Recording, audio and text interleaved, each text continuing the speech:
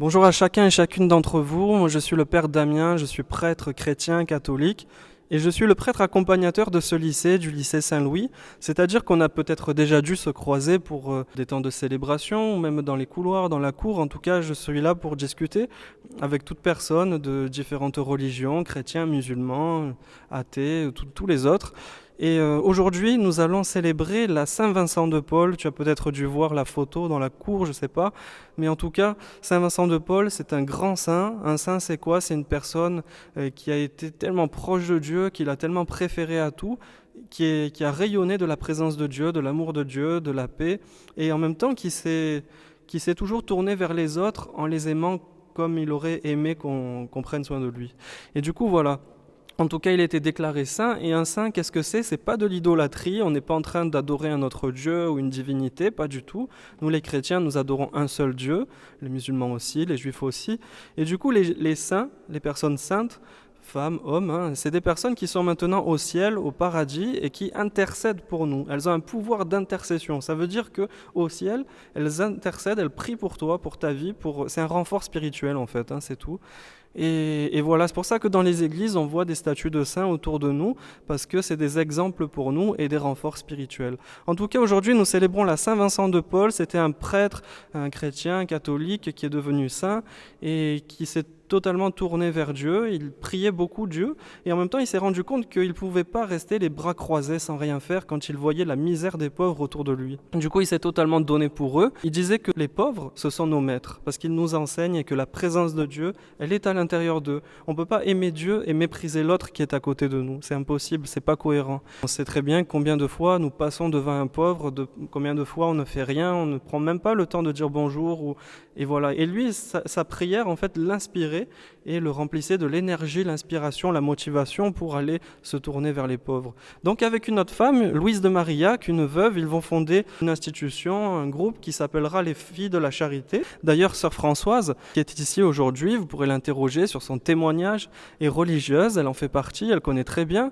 Et du coup, ils vont fonder cette institution où il y aura des religieuses, des personnes bénévoles qui vont se donner pour servir pour les pauvres. Du coup, j'ai mis quelques petites vidéos à la suite qui vont vous montrer en Égypte, il y en a en France, en Belgique et plein d'autres pays, où elles vont vraiment se donner pour les pauvres. Alors nous, par exemple, chrétiens, musulmans, nous aurons le temps du carême, le temps du ramadan cette année, et souvent ce sont de très beaux moments de partage où on s'unit pour faire des actions pour les pauvres, et ça peut vraiment nous inspirer à nous aussi, et nous pouvons vraiment être fiers d'avoir un saint, Saint Vincent de Paul, dans notre école, qui a une vie vraiment motivante, inspirante pour nous, pour pouvoir nous tourner vraiment vers les pauvres, et traduire pour ceux qui sont croyants, quelle que soit la religion, que ça soit une foi qui se tourne pas seulement vers nous, mais aussi vers les autres. Voilà, je vous laisse voir les quelques vidéos qui suivent. Saint Vincent voulait vraiment que le pauvre se mette debout. Il ne voulait pas uniquement servir et puis se pencher sur eux et faire la charité. C'est vraiment les relever, les honorer dans leur être, dans leur humanité et les aider à progresser pour qu'ils puissent émerger et devenir indépendants. Et la congrégation des Filles de la Charité, ces dernières années aussi, essaye de répondre aux nouvelles pauvretés. Et alors, on sent dans la compagnie une priorité auprès des requérants d'asile. Ici, après l'ancrage, nous sommes 3 Filles de la Charité, Sœur Claire et Sœur Marie-Christine. Mercredi, nous accueillons à peu près 80 requérants d'asile qui, en moyenne, disons, ça va de 80 à 100 pour le repas de midi. Tous ces bénévoles, nous préparons le repas avec les invendus de Manor et des tables suisses que nous recevons aussi la veille. C'est au Caire que nous rencontrons Sœur Mervat. Elle vient de quitter l'infernal concert de klaxon de l'immense capitale pour retrouver le calme de sa communauté des Filles de la Charité. Depuis 28 ans, Sœur Mervat consacre sa vie au Christ et aux plus défavorisés. Aider les pauvres, c'est l'esprit de Jésus-Christ. Soutenir les pauvres et essayer qu'ils vivent une vie meilleure. Et Saint Vincent nous a appris que servir les pauvres, c'est voir le Christ dans les pauvres. À travers les pauvres, on découvre le visage de Christ souffrant. Ce matin, Sœur Mervat prépare une distribution de denrées alimentaires avec un groupe de bénévoles. Du fromage blanc,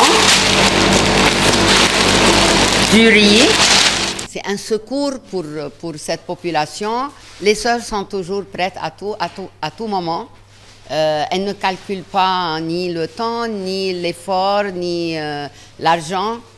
Elles sont toujours là pour aider les autres. Pour les filles de la charité, lutter contre la pauvreté, c'est aussi s'engager pour la promotion de la femme. Elles les écoutent et développent des initiatives comme des groupes de parole ou des projets économiques. Sœur Mervat poursuit cette mission avec les 4 autres sœurs de sa communauté qu'elle retrouve à la chapelle. Elles partagent un temps de prière avant le lever du jour et après le coucher du soleil. C'est notre soutien parce que dans le travail quotidien, la prière, elle nourrit notre service. Ça veut dire que dans la prière, on apporte au Seigneur tout ce que nous faisons. Et à travers la prière aussi, on reçoit du Seigneur la force et la grâce pour continuer notre mission et notre travail.